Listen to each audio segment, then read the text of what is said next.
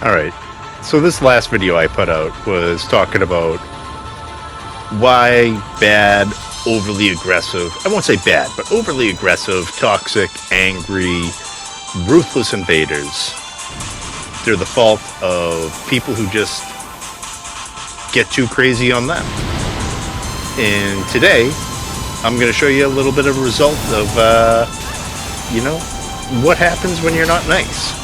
I show up to these guys. I could have ambushed them from behind, done whatever. Instead, I decide, give them a little wave, say hello.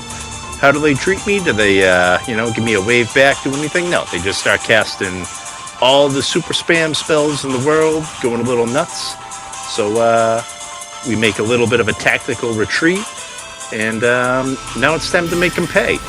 So you get a nice little free-aimed magic pot. Send him down, chip him down a little bit. He's got the lasers coming. Now we're going to send a bubble. We're going to send some gravity. And now we're going to send him back to where he came from. See you later.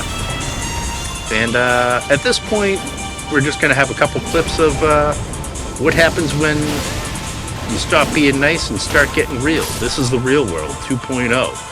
Welcome to Puck being an absolute dickhead to everybody in the first episode of the first season of the real world. You come up, you get a little bit of poison, a little bit of a backstab, a little bit of whatever.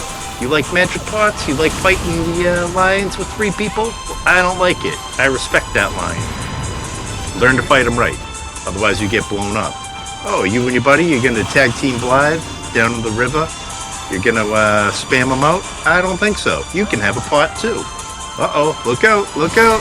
Oh, that's what you get. That's what you get. So, so yeah, it's just nonsense like that. I don't want to be that kind of invader all the time. Sometimes the mood strikes. Sometimes you just get an opportunity like this one, and you got to take what you're given. Got a couple guys hiding up top. Now, I don't know how they don't realize what's going on, because they never seem to recover from this. So I try to, let them know where I am. Hopefully they're going to drop down. We get a fight. Free cast a bubble at the floor, hit them through it. I was really impressed with myself on that shot. But now I think, they're trying to figure it out. They're starting to figure out that there's an invader somewhere casting spells at them, and maybe they need to take cover. But nope, they're still just sitting there eating spell after spell. And maybe they've given up at this point, but it seems like they're moving around. But yeah, he just stood there and took it. So sometimes you're not in the mood to troll. Sometimes, even if you're not, you can't resist. You can't resist a free lunch. That was a free lunch. They just stood there, and that cracked me up. I had such a good time just being an absolute jerk on that one. Those guys did nothing to deserve it, but it is what it is. And then other times you're not trying to be devastating, but someone walks up into a charged R2 and they don't have any HP and they're gone. So you say goodbye to their friend and you move on. Now, this one is a different example. These guys were hiding out and were refusing to move forward. I didn't want to jump across, they didn't want to jump across, but I get a little bit of free time, so I was trying to figure out what to do, and they start moving forward. They must have done some lock-on spam, saw me in the bush, or maybe I just wasn't as sneaky as I thought I was. Anyways, I decided to try to press them to come forward, and jump down the hole. Get in the hole, that's your hole. Yeah, I don't know what he's doing, but so now there's the one guy left over here. He's got his Bloodhound Fang, and I don't want to get attacked the second I jump over. And this gravity spell is so good for just occupying space. But that one's over there, send a second one down, explosion, he goes down the hole. I had to help him find his friend. He didn't know where his friend went, and yeah, so you gotta send him over there.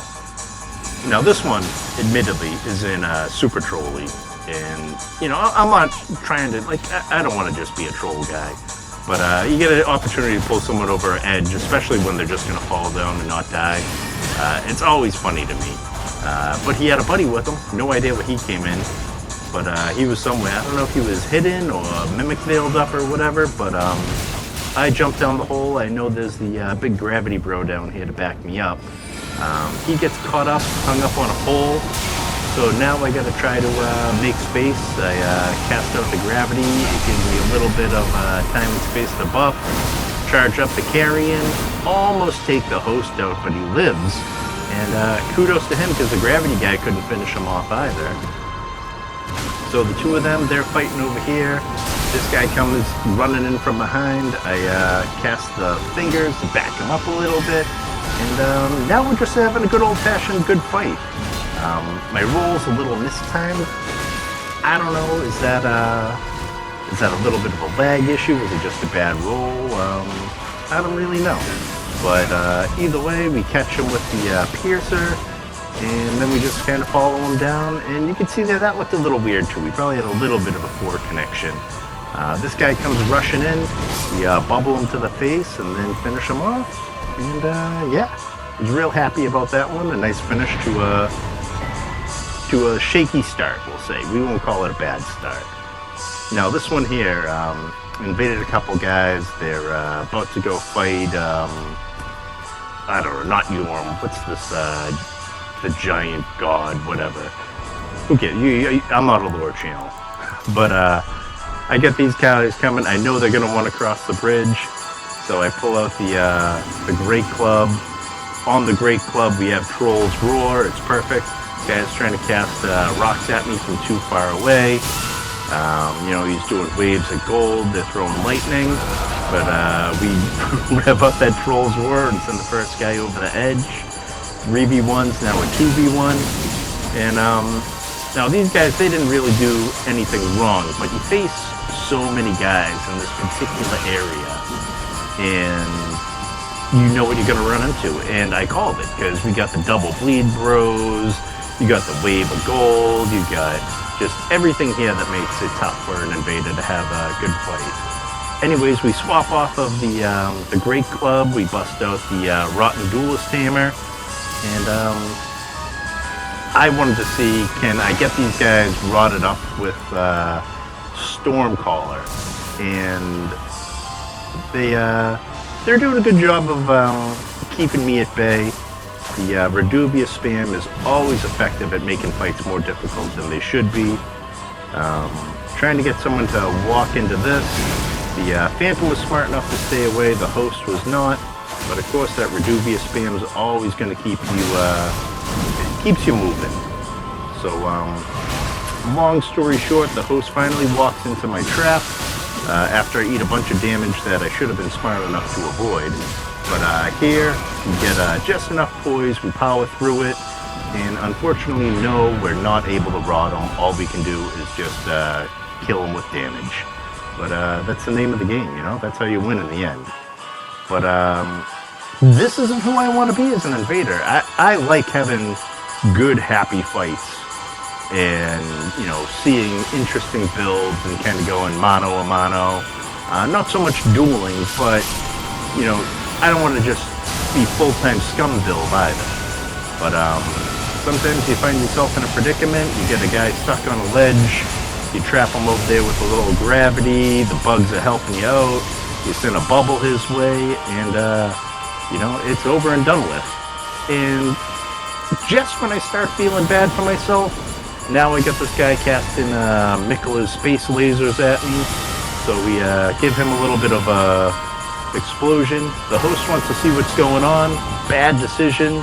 Howl moved out of his castle, and he found out that he should have got an exterminator first. The host is done. The video is done. Be kind to your invaders, I guess. I don't know. But hope you enjoyed. Later.